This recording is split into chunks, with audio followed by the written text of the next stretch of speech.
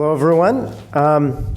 So because of what I do, sometimes people think that I'm some kind of expert on theology or the various contradictions in the Bible.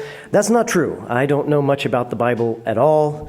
In fact, most of what I know about the Bible I learned from the children's Bible. It had that kind of fake leather cover. I don't know if they published that down here, but I got it as a gift one Christmas, and I was going on vacation. I don't know, I was about 12 years old, and I decided, all right, I'll read the children's Bible, and we were out in Utah, somewhere in the desert. It was hot as flats, kind of like the outback out here, and it felt very biblical, you know.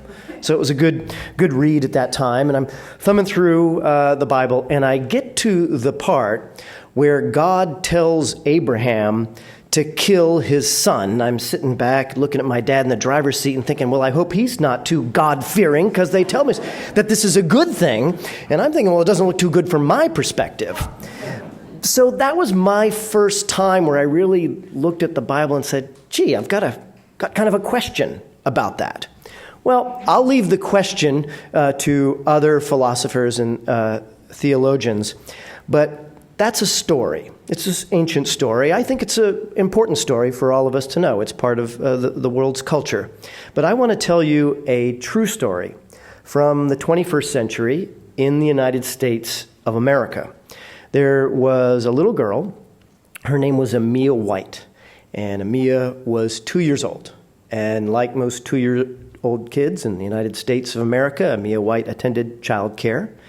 And as it turns out, they lost track of little Amia White, and she was left alone in a van in the sun in Alabama in the summertime for 2 hours.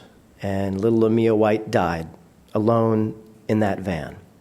And on the outside of the van were painted the words, Holy Church, because Amia White attended a religious childcare. And I want you to picture two childcares side by side in the state of Alabama, one secular, one religious. The secular childcare has to obey food safety regulation, medication segregation, child staff ratios, child training, all the health and safety laws that apply to the child cares for secular child cares do not apply to religious child cares in that state. 13 states have some form of exemption for religious child cares simply because they are religious child cares.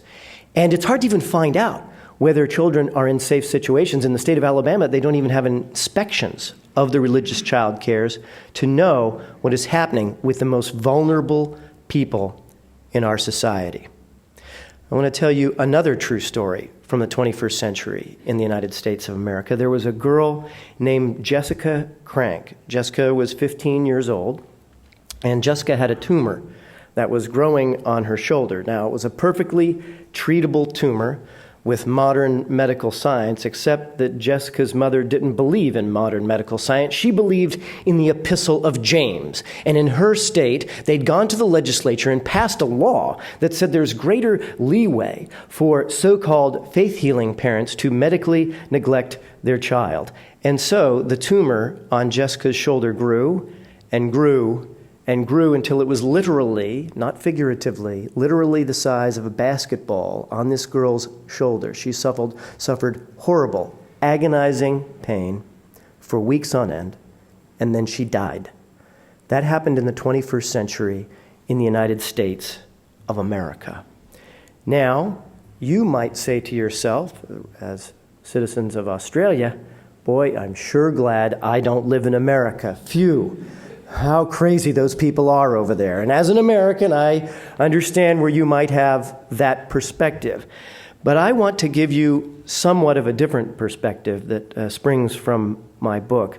And that is that if you went back in time to 1968 or so in America and said to anyone on the street, what is the political power of the religious right in the United States? And the answer would be nowhere, zero. They had no leverage. Barry Goldwater, who was the leader of the far-right movement in the United States, Mr. Republican, Mr. Conservative, he said, and I am quoting, "I have no respect for the religious right, close quote. Barry Goldwater would have had zero chance in the Republican primary of 2012. They worked hard, the religious right. We must say, we have to tip our hat to them in a strategic sense. They particularly focused on the schools, on the school boards, on the parent-teacher organizations and local government, and they worked their way up, but this took decades, to where you had a president not too long ago, George W. Bush, who said to the president of France that he was making decisions about whether to invade Iraq based upon the Book of Revelations. Well, religious right, it doesn't please me, but strategically, well done and unexpected from an American perspective back in the late 1960s or early 1970s. Now I want to have you consider some examples of issues from this country today.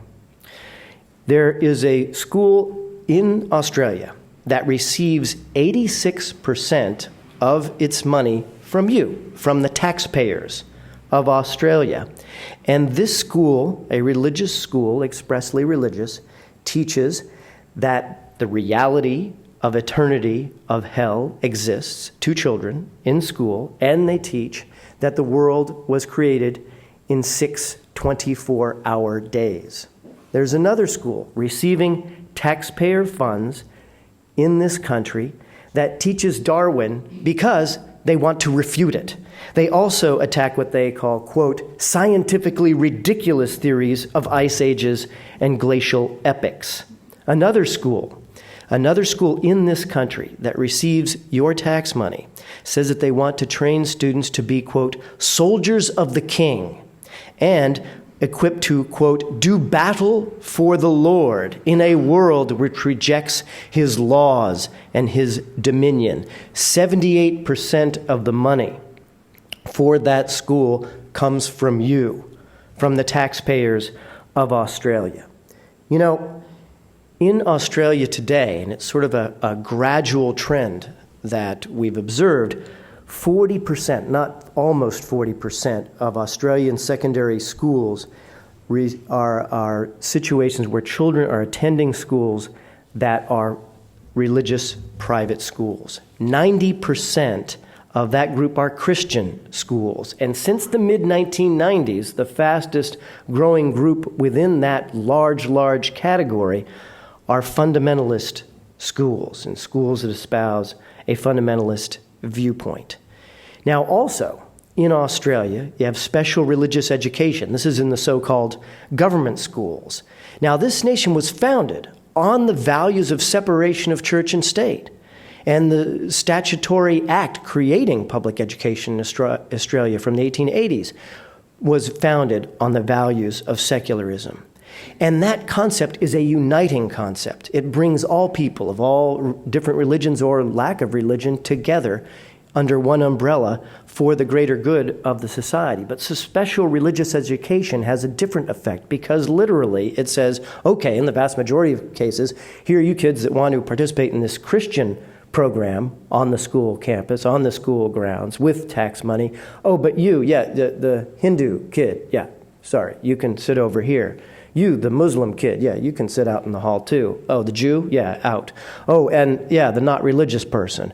I'm sure they say it's not going to be stigmatizing, but the inherent nature of the program where you're separating children based upon religious viewpoint is inherently divisive. Chaplains in school. Well, the chaplains in school brought into the nation of Australia with your tax dollars, well, they're organized by an organization, Access, that's largely associated with fundamentalism. The Psychological Association in Australia said they're very concerned because of the issues of professionalism. Children are facing issues like suicidal ideation, issues of domestic abuse in the home, very serious issues, and there is no evidence. There's not even any criteria for what the training would be for these chaplains in the school, as opposed to having trained counselors who deal with very serious issues for young people. All of these things are true in Australia, and I understand. I spoke at the Sydney Opera House just recently and have had many conversations since where people will say, but this is Australia. It's different here. You don't need to worry about some kind of rise of the religious right in this country. And I understand that argument, but then I'll inquire. And I'll say, well, you know, in the United States, there are at least a couple states where we have death with dignity, freedom of individual choice at the end of life, control over your own body at the end of life. And I'll inquire about this in this country that's so secular. And people will reply, yeah, well, in that case, the two major political parties have historical ties with various religious groups, and that's not realistic. That's not going to happen here right now. And then I'll ask, what about, you know, it's being debated in our country right now, marriage equality. Well, marriage equality exists in several states already in the United States of America. And I'll say, well, geez, it's, you know, such a progressive nation in general. Where's the marriage equality issue? Well, you know, historical issues. That's not happening because of ties with other organizations in the nation of Australia. So I would just ask people to cast their mind back and think, what if you were an American in the late 60s and early 1970s? And I think those Americans would say they are very confident, don't need to worry about the religious right, because they don't have political traction at that time. But the religious right, very much organized. And I want to ask people here to consider being leaders, because it's true when you look at the data for Australia. I mean, with the Richard Dawkins Foundation, I administer the Facebook page for the Richard Dawkins Foundation. We get millions of visits to our Facebook page all the time, and we have analytics of where these people are from. And I'm happy to report that the nation of Australia is, by our data, the most Dawkinsian nation per capita in the world. I just made up the word Dawkinsian, and I'm kind of proud of that term. And so that's wonderful, and it's encouraging, but there's a viewpoint out there, and I hear this viewpoint, by the way, from people in more secular states in America, where they'll say, I'm in Washington State, I'm not in Alabama, it's not my problem. You know, I'm in Vermont, I'm not in Mississippi, it's not my problem. And I think we need to have a viewpoint for human rights that goes beyond national borders. I want people in Australia to call out America about the deaths of Jessica Crank. I want people in Australia to point out what happened in America to Amia White. And I want us all to work together internationally. And the Richard Dawkins Foundation and the plan set out in my book can help with this, to have an international human rights movement for these issues, for your neighbors up in New Guinea, where they killed someone the other day for being a witch, and in the Arab world. The other day for me, because we get all these visits to our Facebook page, I had a fellow who sent me a message from Pakistan. They put together a humanist Facebook page in Pakistan, and they got lots of likes from people in Pakistan who supported that viewpoint. There's thousands of likes. And then that site was targeted by extremist Muslim groups who bombarded Facebook with messages saying there was what I think they call a negative user experience, and the Pakistani free-thinking Facebook page was shut down. We put together a petition on the Dawkins Facebook page. Somebody at the Facebook behemoth saw this, and they restored the Pakistani Facebook page. I think we should all care about those issues. Not too long ago, a few weeks ago, there was a guy who decided to do something really bold in Bangladesh. He typed words on the computer. He blogged that he didn't happen to agree with some Muslim edict. They took a machete and chopped in his head. We should care about those kinds of issues no matter where we live. And I think because there are such a high percentage of people in Australia who do have the values of secularism, that it is a great opportunity for an international human rights movement that we can lead together, and that the Rationalist Society of Australia, which is my host on this tour, can help bring people together in Australia to address some of the domestic issues that I've raised with you, but also that we can work together on an international human rights movement. I really believe that with the growth of secularism, you may not believe it, but it's true, particularly among young people in the United States, America is becoming a much more secular nation.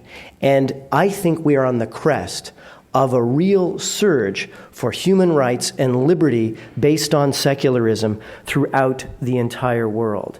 And I hope that people here will really commit themselves and not say, well, I personally happen to have it good, therefore it is not so important of an issue. I have a passion for this because of my 10 years of service in the Maine legislature. You know, frankly, I never really thought that much about religious issues one way or the other. It just wasn't how my mind worked. And if somebody else was religious, that was fine with me. It didn't really matter. But I served on the Judiciary Committee in my legislature.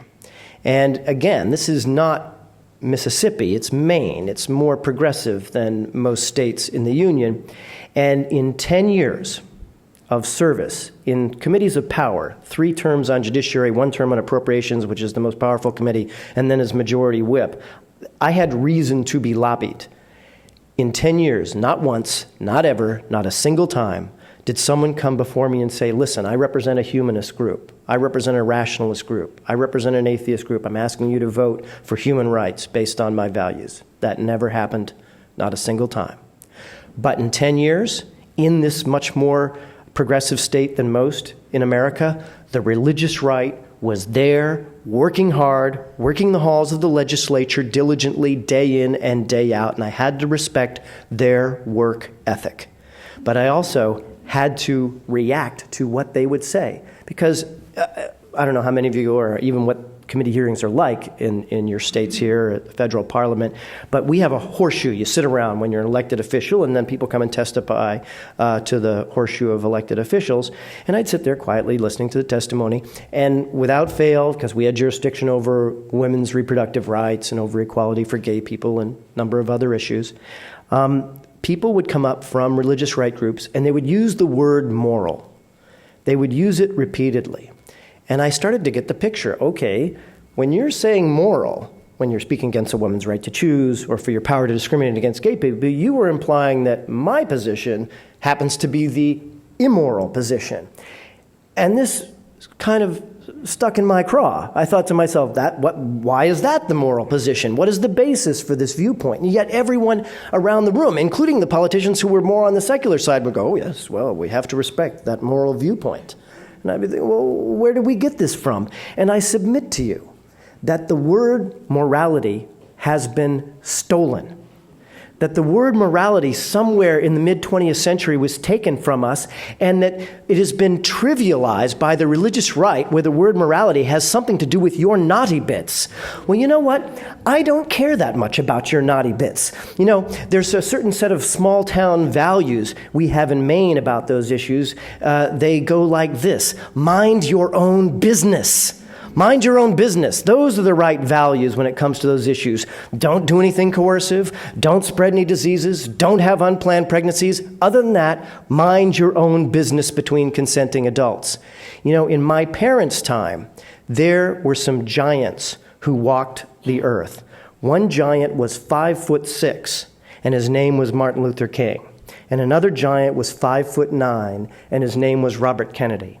And they got more documented threats through the FBI, death threats, for years, more so than any other non-president, and the president has Secret Service protection.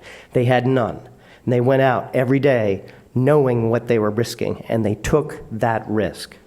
And when they used the word morality, when they used that word, they were talking about the people who were left out. They were talking about the dispossessed. They were talking about those who needed justice. That's what the word morality really means, and we need to recapture that word for justice. And I'm asking every one of you in this room to commit yourself. I am committing my life to this cause. I believe that we can change the world for the better, not just in our own respective countries, but reaching out to those who are suffering from injustice throughout the world. I ask you to commit. I ask you to get involved with the Rationalist Society here. I'm really honored that they took the 10-point vision of a secular America in my book, which is very specific to violations of separation of church and state law in America, and they have a vision for reclaiming a secular Australia. We need these for our respective countries, but we need one for Pakistan. We need one for Bangladesh, and we need to support that movement. So I'm asking you to get involved. I believe that during the next 25 years, we will look back together and say that we founded a movement that made the world a dramatically better place. I'm happy to answer any questions that you have. Thanks very much.